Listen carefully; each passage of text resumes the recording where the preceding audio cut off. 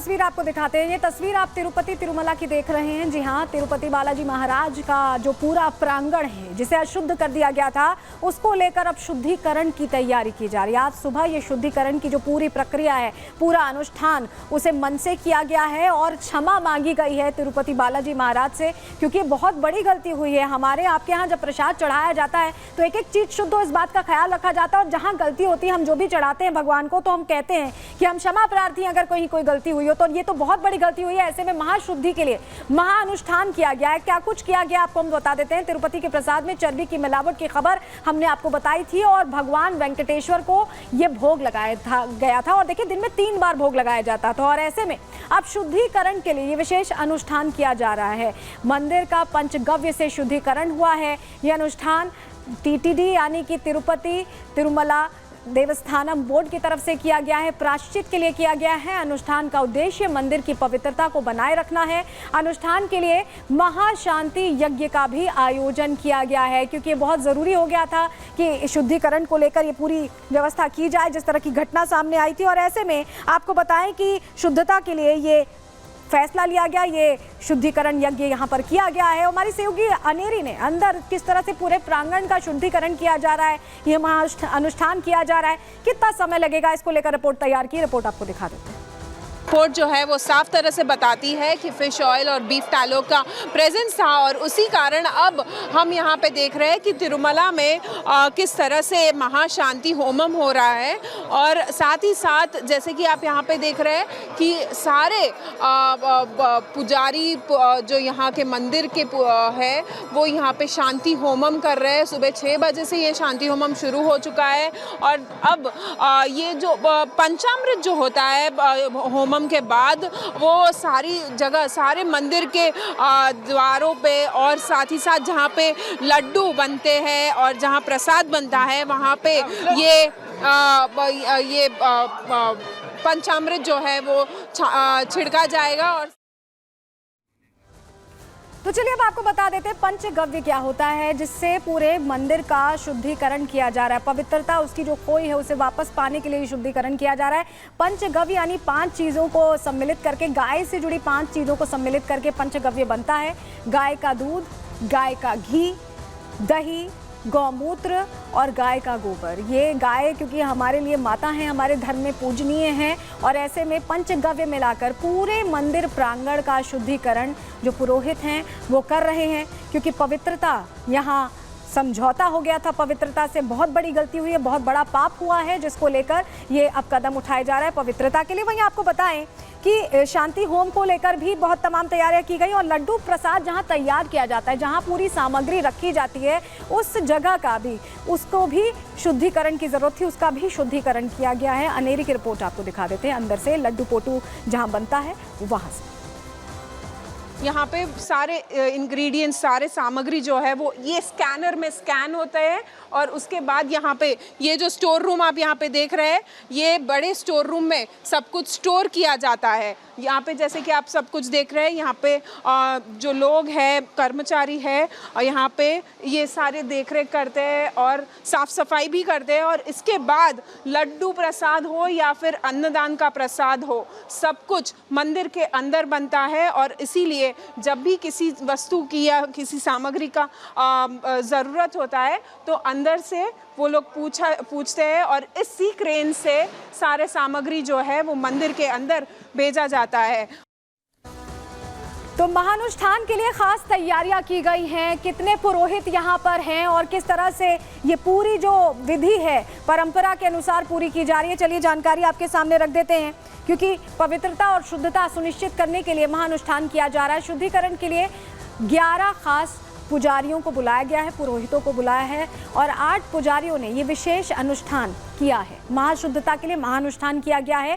3 आगम सलाहकार भी इसमें मौजूद रहे हैं और ये अनुष्ठान देखिए 4 घंटे तक चला। सुबह 6 बजे से शुरू हुआ और 10 बजे तक 4 घंटे मंत्रों के जाप के साथ, पंचगव्य के साथ पूरे मंदिर प्रांगण को, जहाँ जहाँ तिरुपति बालाजी के लिए चीज़ें बनती हैं, जो भोग तैयार किया जाता है, चाहे लड्डू पोटू की हम बात कर लें, चाहे हम बात करें उस इलाके की जहाँ पर इसे रखा जाता है, जहाँ से इसे बांटा जाता है, मंदिर प्रांगण के अंदर जहाँ विराजमान है तिरुपति तिरुपति बालाजी, वहां भी पंचगव्य से शुद्धिकरण किया गया है मंत्रोच्चारण के बीच, क्योंकि पवित्रता यहाँ पर बहुत बड़ी चीज़ है। धर्म और आस्था के साथ जब आप भगवान अपने पूजनीय के श्री चरणों में कुछ अर्पित करते हैं और उसको भी अगर अशुद्ध कर दिया जाए तो मन को ठेस पहुँचती है, और उसी से उबरने के लिए ये किया जा रहा है। हमारी सहयोगी अनेरी ने, जहाँ से लड्डू वितरण होता है, क्योंकि लड्डू चढ़ाने के बाद एक काउंटर है जहाँ से वितरण होता है, जहाँ से भक्तों को दर्शन करने के बाद ये लड्डू मिलता है, वहाँ से भी रिपोर्ट तैयार की है, आपको दिखाते हैं।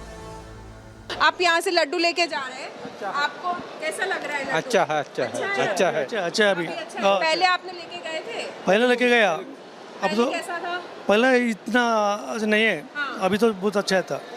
जैसे कि आप यहाँ पे देख सकते हैं कि ये लड्डू जो है वो यहाँ से लोग लेके जा रहे हैं, जो हर एक भक्तगण जो आते हैं वो यहाँ से ये लड्डू लेके जाते हैं। और साथ ही साथ अब यहाँ पे आप जैसे देख सकते हैं कि ये पूरा जो है वो काउंटर है लड्डू का, और ये लड्डू जो है वो मंदिर के अंदर बनते हैं। वीडियो जर्नलिस्ट के साथ अनिल शाह, रिपब्लिक भारत के लिए।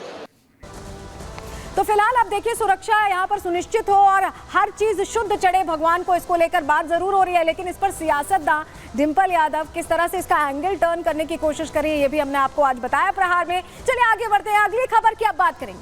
अगली खबर इसलिए जरूरी है क्योंकि भगौड़े आतंकी कांप रहे हैं। जी हाँ, भगौड़े आतंकी भारत आने के नाम से कांप रहे हैं। और बड़ी बात यह है कि जिस तरह से हम देखते हैं कि धर्म के दुश्मन भारत के भीतर तो हैं ही, बाहर भी हैं, बाहर से भड़काते हैं, भीतर से भड़काते हैं, अल्पसंख्यकों के दिमाग में एक तरह से ब्रेन वॉश करने की कोशिश करते हैं। अब बात उस खबर की करने जा रहे हैं।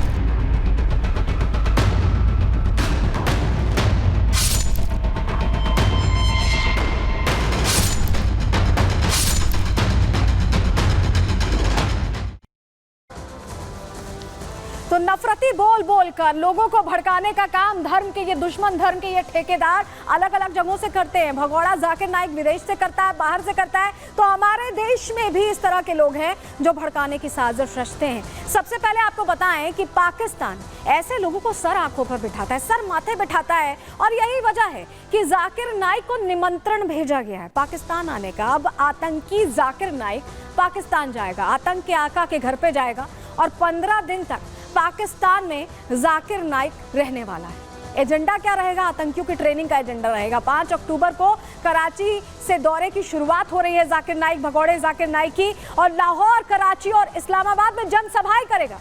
सोचिए, एक ऐसा आदमी जो लोगों का ब्रेन वॉश करता है, वीडियोस बना बना के उनके मन में जहर भरता है, उसको रेड कारपेट बिछाकर यहाँ पाकिस्तान ने बुलावा भेजा है।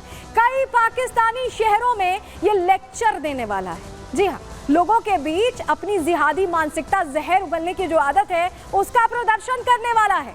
20 अक्टूबर को इस्लामाबाद में इसका दौरा खत्म होगा। 15 दिन तक पाकिस्तान में रहकर पाकिस्तान के जो युवा हैं उनको नई ट्रेनिंग देगा, आतंक की ट्रेनिंग देगा, जिहाद की ट्रेनिंग देगा, क्योंकि पाकिस्तान इसी तरह की चीज़ को बढ़ावा देता है। तो धर्म के ये दुश्मन अलग अलग जगहों से भड़काते हैं, मुस्लिमों के दिमाग में जहर भरते हैं, उन्हें अपने देश के प्रति भड़काते हुए, बरगलाते हुए उन्हें गलत राह पर ले जाने की कोशिश करते हैं। और ये सिर्फ देश के अंदर ही नहीं, बाहर भी है। जाकिर नाइक तो है ही, देश के अंदर भी ऐसी कोशिश हो रही है। रिपोर्ट के जरिए पूरी जानकारी आपको देते हैं।